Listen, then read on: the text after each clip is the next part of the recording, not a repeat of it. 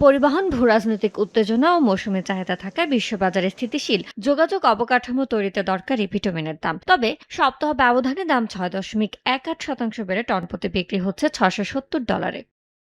ব্যাটারিতে চাহিদা বাড়ার পাশাপাশি শিল্প খাতে চাহিদা বাড়ায় বিশ্ববাজারে সপ্তাহ ব্যবধানে লিডের দাম বেড়েছে 0.70%। টনপ্রতি বিক্রি হচ্ছে $১,৯০৩। মাস ব্যবধানে দাম বেড়েছে 0.19%।